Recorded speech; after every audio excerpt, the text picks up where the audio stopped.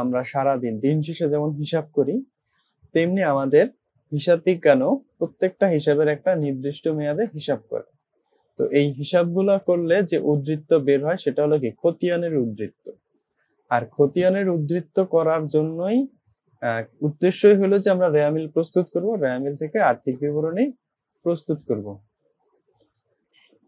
তো এখানে একটা জিনিস দেখো, এই যে গাণিতিক সূর্যতা যাচাই না করে যদি আর্থিক বিবরণী প্রস্তুত করা হয়, তবে প্রস্তুতকৃত বিবরণী সঠিক তথ্য নাও প্রকাশ করতে পারে, তাই না?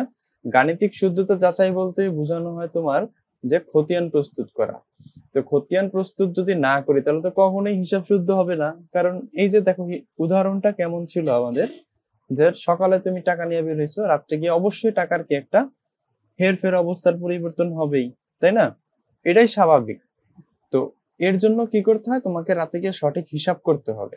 তো হিসাব করার পরে হলো আর্থিক বিবরণী প্রস্তুত করতে হবে। আর প্রস্তুতকৃত বিবরণী যখনই তুমি গাণিতিক শুদ্ধতা যাচাই করবা, তখনই হলো কি তোমার আর্থিক বিবরণী সঠিক তথ্য প্রকাশ করবে। ঠিক আছে? আবার এসে দেখো, হিসাব সংরক্ষণে যে সকল ভুল হওয়ার আশঙ্কা থাকে তা সতর্কতার সঙ্গে বিবেচনা করে খতিয়ানের উদ্ধৃত্ত দ্বারা রেয়ামিল প্রস্তুত করা হয়। কিসের দ্বারা? এই যে দেখো, খতিয়ানের উদ্ধৃত্ত দ্বারা রেয়ামিল প্রস্তুত করা হয়। খতিয়ানের এই যে ডেবিট উদ্ধৃত্ত সমূহ যোগফল ক্রেডিট উদ্ধৃত্ত সমূহ যোগফলের সমান হলে ধরে নেওয়া হয় গাণিতিকভাবে সুদ নির্ভুলতা হয়েছে। এই কথাটা একটু ভালো করে দেখো, যে খতিয়ানের ডেবিট উদ্ধৃত্ত সমূহের যোগফল আর ক্রেডিট উদ্ধৃত্ত সমূহের যোগফল যদি সমান হয়, আমরা রেয়ামিল তো আগে পরে প্রস্তুত করছো, কম বেশি প্রস্তুত করা হয়েছে না? তো প্রস্তুত করা হইলে তখন আমরা কি করছি, যে তোমার ডেবিট আর ক্রেডিট তো দুই পাশ সমান হয়, যদি সমান না হয় তাহলে আমরা অনিশ্চিত হিসাব নিয়ে নিতাম, তাই না? তো এই দুই পাশের হিসাব যদি যোগফল সমান হয়, তাহলে কিন্তু আমাদের খতিয়ানটা এই রেওয়ামিলটাকে আমরা কি বলি, শুদ্ধ বলি, বা আমাদের হিসাবগুলো সঠিক আছে, তাই না? এই যে ধরে নেওয়া হয় গাণিতিকভাবে নির্ভুল হয়েছে। রেয়ামিল প্রস্তুতের ফলে সহজে ভুল উদ্ঘাটিত হয় এবং ভুল সংশোধনের প্রয়োজনীয় পদক্ষেপ গ্রহণ করা হয়। তাহলে রেয়ামিল প্রস্তুত করলে আমরা কি করি, অবশ্যই ভুলগুলো কি করি, সংশোধন করি। আবার কি হয়, সকল ভুলগুলো আমরা সংশোধনও করে থাকি। কারণটা করতে হবে, তাই না? তাহলে দেখো, আমরা রেয়ামিল যদি প্রস্তুত করি, রেয়ামিল প্রস্তুত করলে কিন্তু আমাদের হয়, একটা ঘর আঁকতে হয়। সেদিন কিন্তু আমরা ঘর আঁকছিলাম ক্লাসে, মনে নাই? কি যেন ঘর আঁকতে পারবা? বলতে পারো কি কি ঘর হয়? হ্যাঁ, তারপর বিবরণ, খতিয়ান পৃষ্ঠা। হ্যাঁ, সবই ঠিক আছে, শুধু একটা ভুল হয়েছে। ভুলটা হলো প্রথমে তারিখ হয় না, রেয়ামিলে কখনো তারিখ হয় না। রেয়ামিল, হ্যাঁ হ্যাঁ হ্যাঁ, ক্রমিক নম্বর, ক্রমিক নম্বর হবে। গুড, ধরতে পারছো।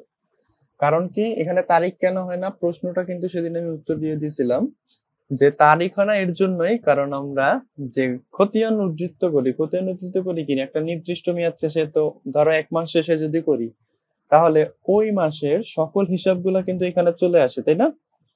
তো এর জন্য এখানে কোনো তারিখ হয় না, সিরিয়াল হয়, 1 2 3 4 5 6 এরকম সিরিয়াল হবে। হ্যাঁ, তো তারপরে আসি মূল কথায়। মূল কথা হলো যে আমাদের ডেবিট পাশে কি কি বসবে আর ক্রেডিট পাশে কি কি বসবে। দেখো, ডেবিট পাশে বসবে কি, এই যে মোট ডেবিট, মোট ডেবিট পাশে বসবে সম্পদ আর ব্যয়, এই দুইটা বসে। আরো একটা জিনিস বসে, সেটা হলো এই যে মালিকানা সত্ত্ব আছে না, এর একটা উপাদান আছে, সেই উপাদানটা হচ্ছে তোমার, ওটাকে বলা হলো উত্তোলন। ঠিক আছে, উত্তোলন বসবে, বাংলায় লিখে দিই।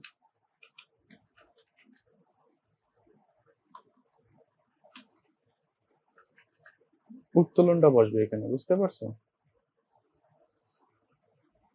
এই তিনটা বসবে ডেবিট পাশে, সম্পদ, ব্যয়, আর একটা কি, উত্তোলন।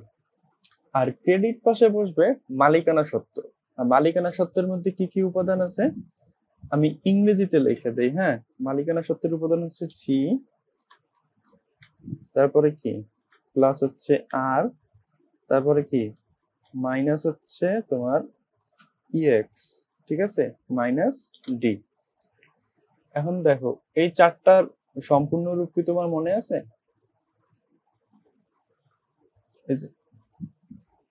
ভুলে গেছো না?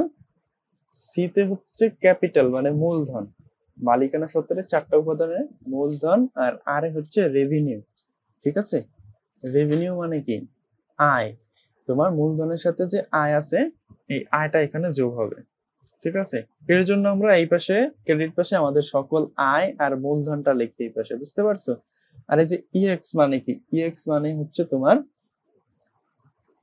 ইএক্স মানে হচ্ছে এক্সপেন্স মানে ব্যয়, তাই না। ব্যয়, এই যে মাইনাস দেখে আমরা ডেবিট পাশে বসাই, এই ব্যয়কে আমরা চাইলে এই পাশেও বসাতে পারতাম, বসাইলে আমাদের ওই যে আমরা যখন হিসাব করি তখন যেটা মাইনাস হয় তখন সেটাকে কি করি ব্র্যাকেট দিয়ে দিই না, ব্র্যাকেট দিয়ে দিলেই কিন্তু আমাদের হয়ে যেত। কিন্তু এতে প্রভাবটা কি ফেলে, তোমার প্রভাবটা হচ্ছে যে আমরা ভুল করে ফেলাই, বুঝতে পারছো। ভুল হওয়াটা স্বাভাবিক, শুরুর দিকে আমরা এতটা মানে একটু জটিল ভাবে করতে পারবো না, এর জন্য আমরা কি করি এই ইএক্স কে আমরা এই যে ব্যয়, ইএক্স মানে কি ব্যয়, ব্যয়টাকে এই পাশে লিখি, আবার ডি কি, ডিতে হচ্ছে ড্রয়িংস মানে উত্তোলন, উত্তোলনটাকে আমরা কি করব এই পাশে লিখবো। তো বুঝতে পারছো তুমি মূলত ডেবিট পাশে ক্রেডিট পাশে কি যাবে। তো এর এর জন্য কিন্তু রেয়ামিল কিভাবে করতে হবে, আর রেয়ামিল প্রস্তুত করতে গেলে কিছু নিয়ম মানতে হয়, বুঝতে পারছো। রেয়ামিল প্রস্তুত করতে গেলে কিছু নিয়ম মানতে হবে। তো এখন রেয়ামিলের ধারণাটা হলো এরকম, আগেই বলা হয়েছে যে খতিয়ানের উদ্ধৃত্ত গুলোকে তখন আমরা গাণিতিক শুদ্ধতা যাচাই করব তখন একটা বড় পৃষ্ঠায়, তাই না। সকল হিসাব সমূহকে ডেবিট আর ক্রেডিট দুই ভাগে যখন ভাগ করে একটা বিবরণী প্রস্তুত করবো তাই হচ্ছে কি রেয়ামিল। এই যে আমি দাগ দিয়ে দিতেছি, যে এখানে দাগ দেওয়া আছে, এই যে দেখো খতিয়ানের হিসাবগুলো গাণিতিক নির্ভুলতা যাচাই করার জন্য কোনো নির্দিষ্ট দিনে একখানা পৃথক খাতায় বা কাগজ, একই তো কথা, তাই না। সকল হিসাবের উদ্ধৃত্ত গুলোকে ডেবিট ক্রেডিট দুই ভাগে বিভক্ত করে যে বিবরণী প্রস্তুত করা হয় তাকে কি বলে রেওয়ামিল বলে, বুঝতে পারছো। তাহলে এটা হলো কি রেওয়ামিল। আর রেওয়ামিলের সবসময় ডেবিট আর ক্রেডিট দিকের যোগফল কি হবে সমান হবে, আর যদি সমান না হয় তাহলে বুঝবো আমাদের হিসাবের কোথাও ভুল আছে। হ্যাঁ, কেন ভুল হয় বলতো, কারণ আমাদের হিসাব সমীকরণটা মনে আছে এ ইকুয়াল এল প্লাস ই, এ ইকুয়াল এল প্লাস ই। এখানে কি হচ্ছে তোমার দুই পাশে সম্পদ আর দায় মালিকানা সত্ত্বে কিন্তু সবসময় একটা ব্যালেন্স হয়ে আসে, এর জন্য রেয়ামিল আইসাও এটা অবশ্যই কি এই ব্যালেন্সটা ঠিক রাখবে। আর যদি কোথাও কম পড়ে তার মানে আমি কোথাও হিসাবে ভুল করেছি বা কোথাও বাদ করছি, তাই না। তো তারপরে সমান না হলে ধরে নেওয়া হবে খতিয়ানে ভুল নেই, অপরপক্ষে দুই দিকের সমান না হলে বুঝতে হবে দুত্তরফা দাখিল অনুসারে হিসাব সংরক্ষণে কোনো ভুল ত্রুটি আছে, বুঝতে পারছি। তাইলে যে সব সময় আমাদের কি করতে হবে রেয়ামিলের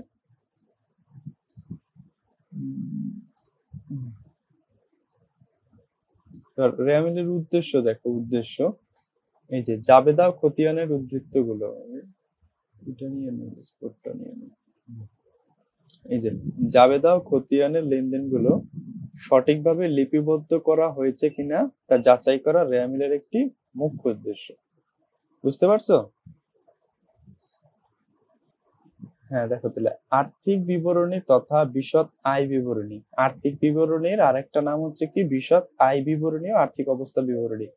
আর্থিক বিবরণীর কিন্তু তোমার দুইটা অংশ, যে আর্থিক বিবরণী এর কিন্তু দুইটা না মূলত তিনটা অংশ, বিশদ আয় বিবরণী, আর্থিক অবস্থা বিবরণী, আর একটা আছে কি মালিকানা সত্ত্ব বিবরণী, তাই না।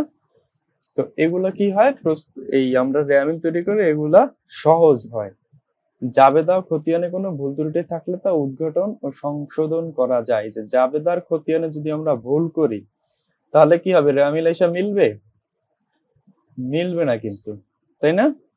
ফলে কি হবে আমরা দেখতে পারবো পিছনে ঘুরে যে আমাদের কেন মিললো না, তখনই আমরা ধরতে পারবো যে জাবেদা খতিয়ান কোথাও না কোথাও একটা ভুল আছে। তারপরে কি আছে দেখো দুতরফা দাখিলা পদ্ধতি মোতাবেক জাবেদা খতিয়ান লিপিবদ্ধ হয়েছে কিনা তা নিশ্চিত হওয়ার জন্য র্যামিল প্রস্তুত করতে। কি পদ্ধতিতে? দুতরফা দাখিলা পদ্ধতি। দুতরফা দাখিলা পদ্ধতি যেন কি মনে আছে সাজিদ?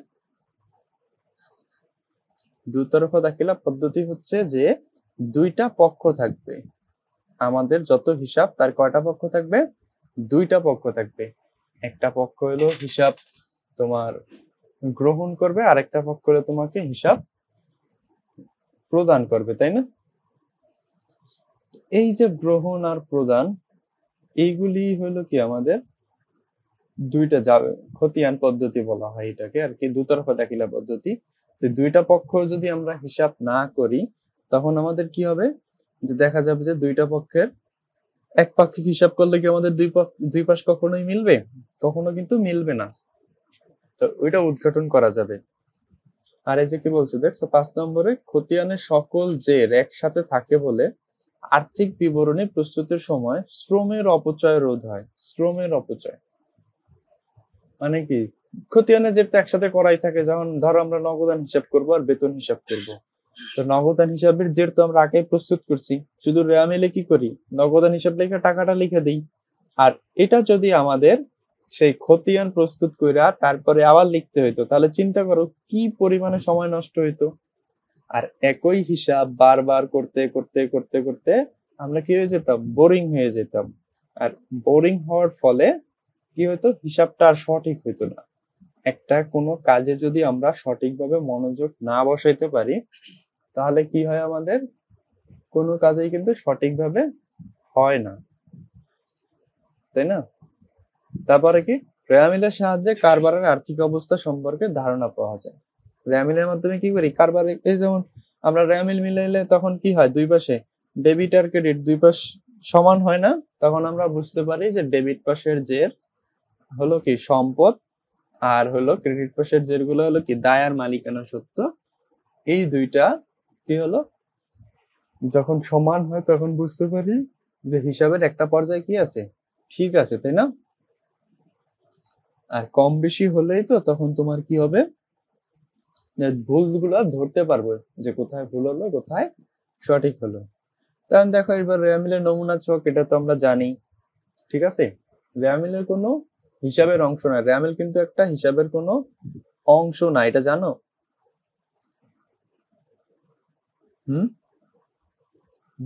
মূলত রেয়ামিল কোনো হিসাবের অংশ না, রেয়ামিল শুধু প্রস্তুত করি আমাদের প্রয়োজনে, বুঝতে পারছো? আমাদের প্রয়োজনে কি প্রয়োজন? এই যে তোমার খতিয়ানের উদ্ধৃত থেকে আমরা একটা জের পাই, তাই না? এই জের পাই আর একটা গাণিতিক শুদ্ধতা যাচাই করি হালকার উপরে আর কি, বুঝতে পারছো?